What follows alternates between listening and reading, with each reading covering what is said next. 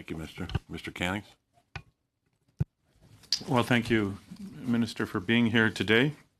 I'm just going to start with some follow-up questions. I guess last time you were here, I asked you, I think, 3 questions about, or I gave you 3 suggestions that you might want to consider in the budget. And so having now seen the budget, I just wanted to follow up with those. And one is about home retrofits. We all know that energy efficiency is one of the best ways we can reduce our greenhouse gas footprints in Canada. And we had a very successful program here started by the Conservative government in the previous parliaments, the Eco Energy Retrofit Program that its last iteration had $400 million in the 2011 budget. Unfortunately, it was cancelled, and it hasn't been brought up again by this Liberal government. First, it seemed that retrofits were kicked over to the provinces in the Pan-Canadian framework. And in this budget, there's an item for $300 million that is being put down onto the municipalities through the FCM.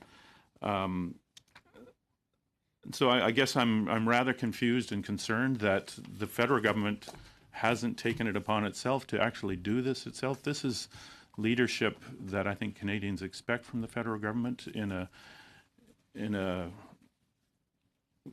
something as serious as climate action. We really need to do things quickly and boldly, and it seems that this is just another example of putting things down onto the municipality. So I just have a few. To me, I'm confused. For one thing, in the book here, it says in one place that this is to be spent in the 2018-2019 fiscal year, and in another place it says it's to be spent in the 2019-2020 year.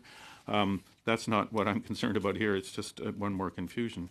But so I guess now that this money has been transferred, I assume, to FCM, how long will they have to spend this? Is this a one-year pot like the $400 million pot for the Conservatives put up? And will municipalities have to sign on individually? I don't live in a municipality. How do I access this program? You know, if we had done it nationally, those questions would not have to be asked. Yeah. Well, through you, Mr. Chair, thank you so much for that question, because we believe that energy efficiency is one of the ways that we can reduce the impact of climate change and make our communities more resilient and reduce emissions. The funding that you are referring to, the $1 billion that is being transferred, yeah, so a portion of that is going to the FCM, and then there's a gas tax transfer to municipalities as well, right? That directly goes to municipalities. Funding is also available for energy efficiency through, as you mentioned, the bilateral agreements that we signed with provinces, but $300 million is to be managed by the FCM. We're trying to supplement and not duplicate. We're trying to ensure that programs that are already effectively working, and FCM has managed Green Municipal Fund for last maybe decade or longer, right? So we are just supplementing the good work that FCM is doing. I'm just thinking of all my riding is mainly tiny communities, 500 people, 1,000 people. These are not communities that have the resources, the people resources, the administration resources to manage these programs on their own. Why are you putting it down on them or the FCM rather than doing it through the federal government? I'll just move on now because I've got a few more questions. Last time I asked you about I was looking for ways the federal government could support the forest industry. As you know, it's having hard times we still have softwood lumber tariffs hanging over it. There's mills in my riding that are now closing for periods of time this spring to save money because they're hit as lumber prices fall. And last time you were here, I suggested that the federal government could put up bold funding to help these communities and this industry and also keep them protected. We've had 2 years of forest fires in British Columbia alone that cost $1 billion a year just to fight the fires, and perhaps $10 billion in costs to deal with the aftermath. And forest experts that I've talked to suggest that we should be spending in British Columbia $1 billion each year to mitigate those actions. And I see small,